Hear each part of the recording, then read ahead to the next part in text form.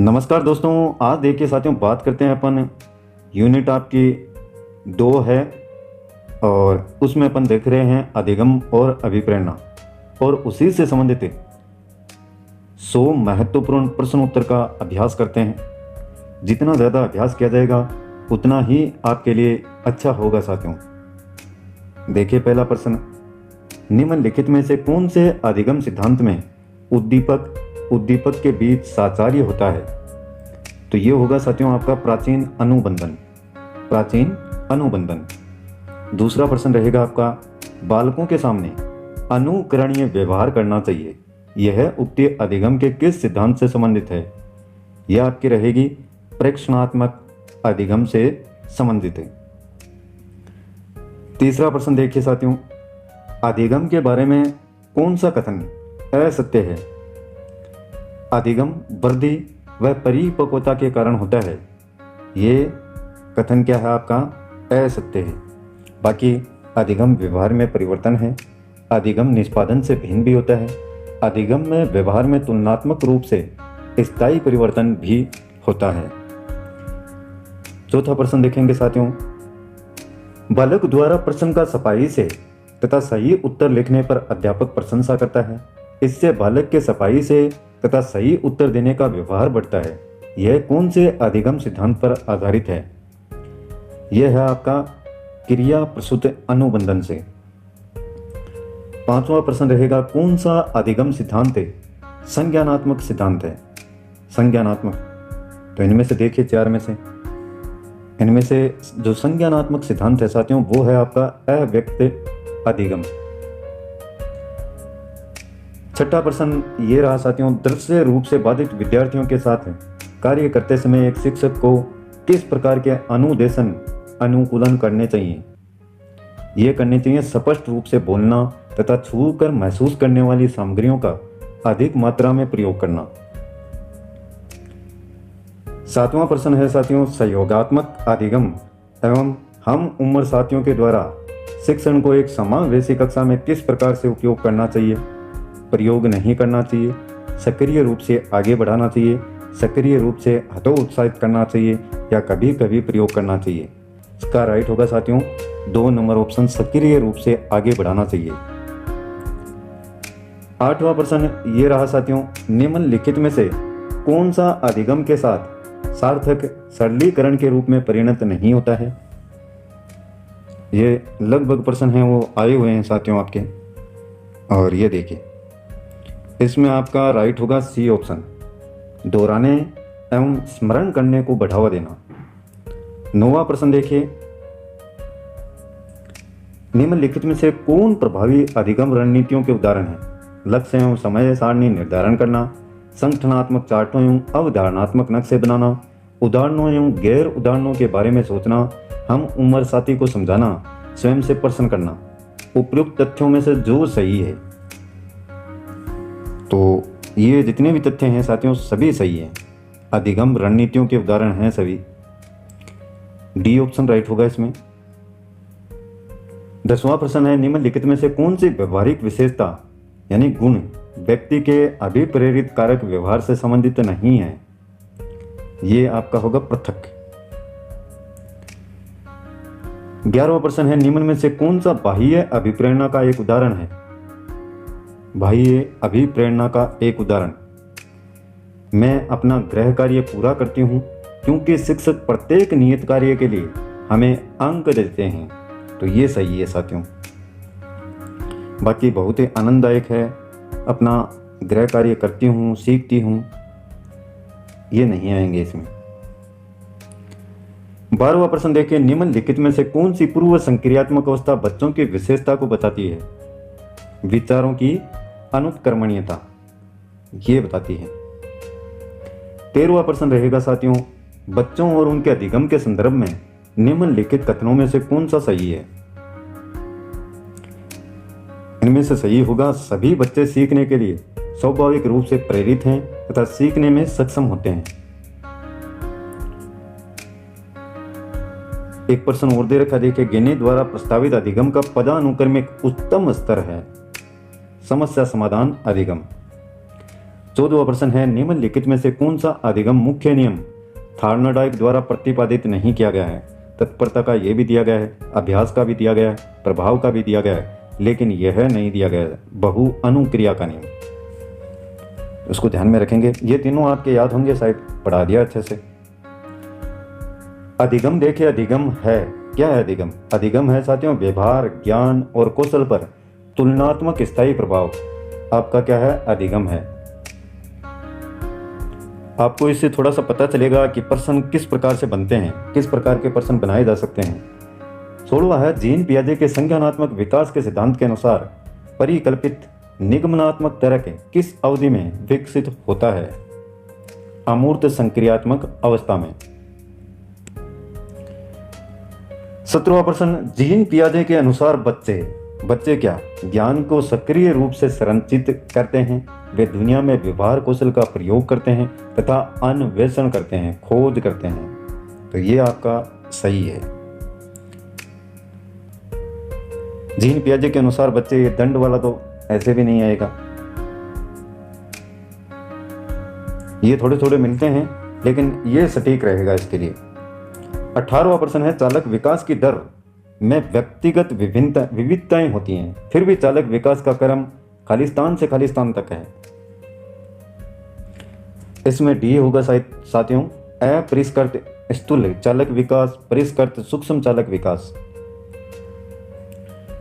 19 का प्रश्न है, पीटीआई में आया हुआ है 2019 में। शंकु का पृष्ठीय क्षेत्रफल ज्ञात करना सीखने के बाद एक बालक शंकु आकार तंबू बनाने के लिए आवश्यक कपड़े का मापन ज्ञात करने में समर्थ होता है। उसके अधिगम की प्रक्रिया किसका दृष्टांत है? अधिगम के स्थानांतरण का। 20वां प्रश्न रहेगा, नीचे दी गई सूची में संरचनावादी अधिगम से संबंधित कुछ कथन दिए गए हैं, नीचे दिए गए कूट से चुनकर सही उत्तर दीजिए। यह शिक्षक केंद्रित विधि है। इसमें विद्यार्थियों के स्वयं के द्वारा पूर्व ज्ञान को नवीन ज्ञान से जोड़ने पर बल दिया जाता है। शिक्षक केवल एक मार्गदर्शक के समान कार्य करता है। परीक्षा, उपागम, समस्या समाधान, विचार विमर्श शिक्षण विधियों का प्रयोग किया जाता है। अधिगमकर्ता निष्क्रिय श्रोता के समान व्यवहार करते हैं। इसमें आपका दूसरा, तीसरा और चौथा ये सही होंगे। ये तो डी ऑप्शन राइट हो जाएगा इसमें। 21 का प्रश्न देखिए, ये क्या है? इस प्रकार से बी अनुपात पीडी और के अनुपात एम कारक दिए हैं। कॉर्नबेक ने, थार्नाडाइक ने, वर्नोन ने या स्पेयरमैन ने? ये वर्नोन ने दिए हैं साथियों। किसके अनुसार प्रेरणा सीखने के लिए राजमार्ग है? स्किनर के अनुसार प्रेरणा सीखने के लिए राजमार्ग स्किनर।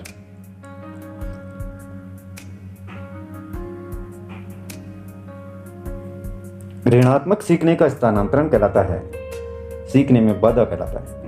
ऋणात्मक का मतलब सिगमंड फ्राइड जनक माने जाते हैं विश्लेषण के सिद्धांत का।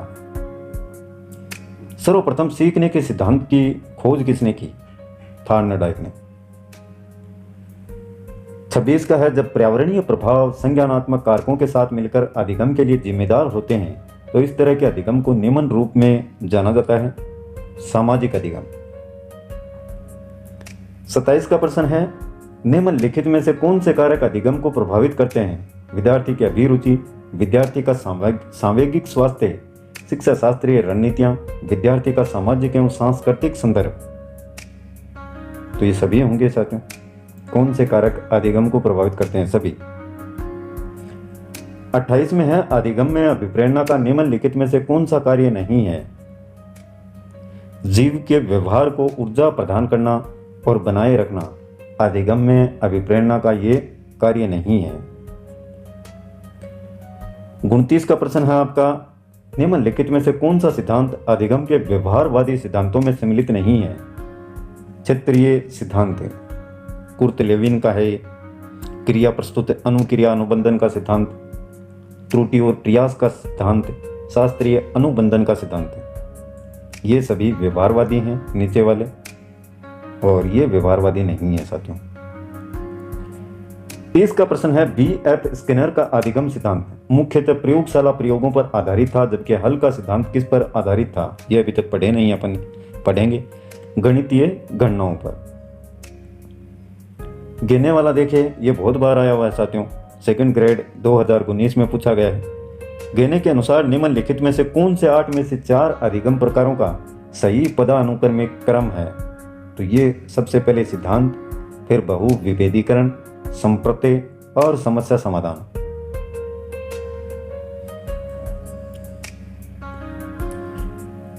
बत्तीस का प्रश्न है, यह C-टेट में आया हुआ है आपका। प्रतिलोपन अधिगम का एक विशिष्ट चरण है जो अधिगम के खालिस्तान चरण का पूर्ववर्ती है।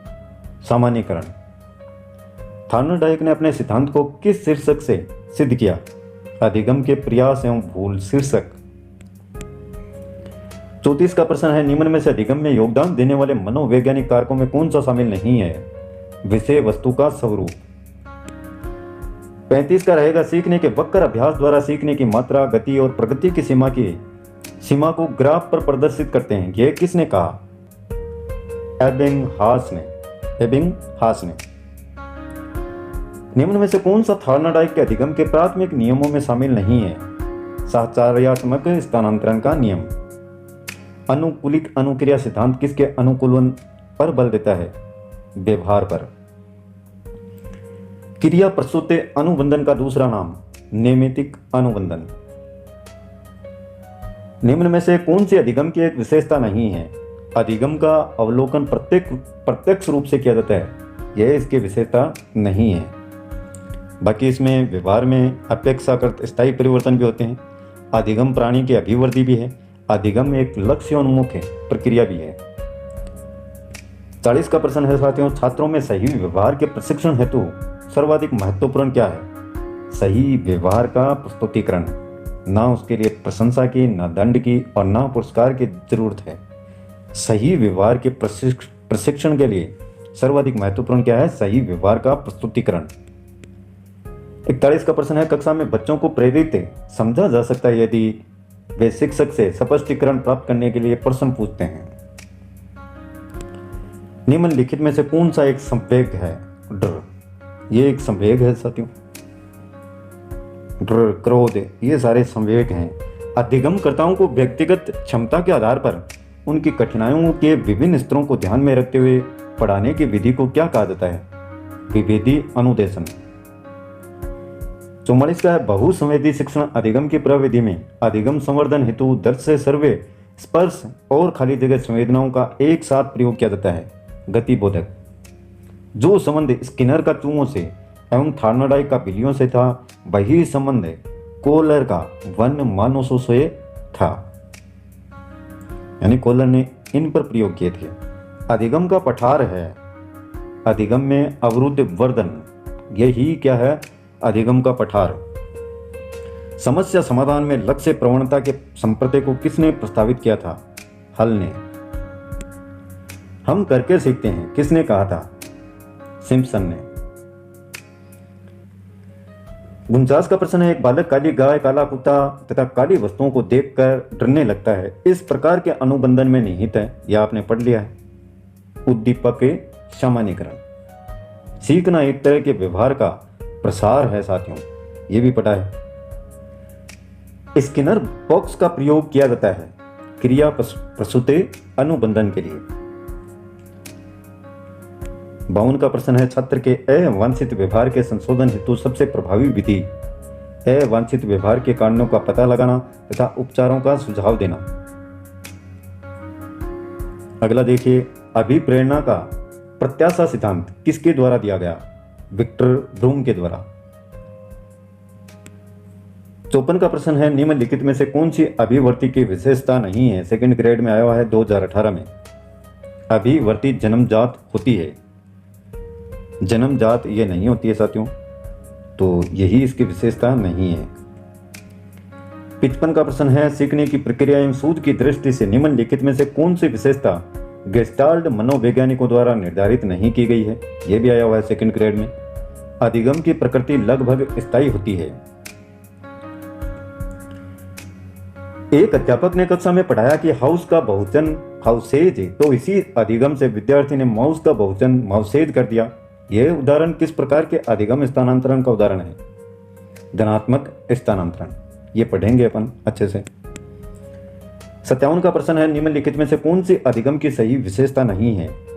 मूल प्रवृत्ति तथा प्रतिक्षेपी क्रिया की वजह से व्यवहार में आया परिवर्तन अधिगम है। ये राइट होगा साथियों। इनको आराम से रोक करके वीडियो को देखें आप। निम्नलिखित में से थार्नोडाइक के अनुसार अधिगम का प्राथमिक नियम है अभ्यास का नियम। निम्न में से गलत युगम कौन सा है? सामाजिक अधिगम सिद्धांत ये ब्रूनर ने नहीं दिया था साथियों। किसने दिया था यह आप कमेंट कीजिएगा।